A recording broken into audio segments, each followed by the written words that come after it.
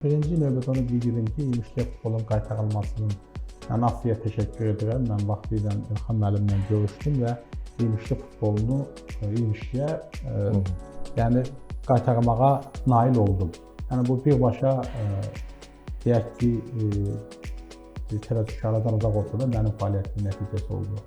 Yəni İmişliyə futbolu mən qaytardım, xahiş elədim, minnət elədim. Çox mən də AFFİyə təşəkkür edirəm. Onlar inandılar. Və onlar da artıq peşman deyirlər ki, İmişli komandası özünü doğruldu. Çünki İmişlidə futbol ənənəsi olub.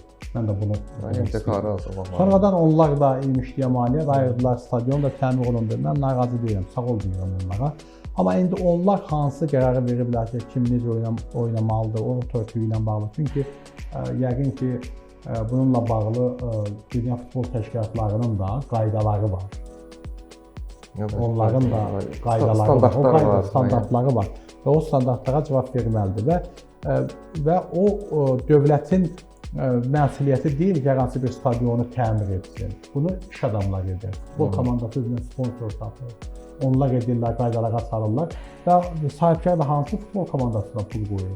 Kim ki, yaxşı oynaya bilir, ona pul qazandıra bilir. Yəni ki, heç kim cibindən çıxardı belə çölə pul atmayacaq. Onun üçün də yaxşı futbolçular cəlb eləmək lazımdır. İmişli bunu bacardı. İndi növbəti dəfə İmişli inşallah daha yüksək yerlərə nail olar, Avropa kuboklara çıxar. Ondan sonra onun stadionuna da pul qoymaq istəyir, onu təmin etmək istəyənlər də iş adamları da tapılacaq. Və yaxud hal-hazırda onlara kömək edən iş adamları var, onlara təşəkkür edirəm. Onlar daha çox pul yatırmaq istəyəcəklər. Çünki bu futbol bir biznesdir.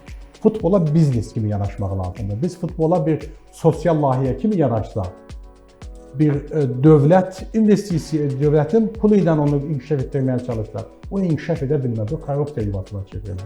Futbol biznesdir bütün dünyada və o dünyada olan futbol biznesini biz bura gətirik. Burada indi bunu tətbiq etməyə, müəyyənəsini yaratmağa çalışırlar, mən gördüyüm qədər. Ənənə də yaranıb biznesdir. Yəni yaxşı oyuna pul qazan, sənin üçün də pul qoymaq istəyənlər olacaq.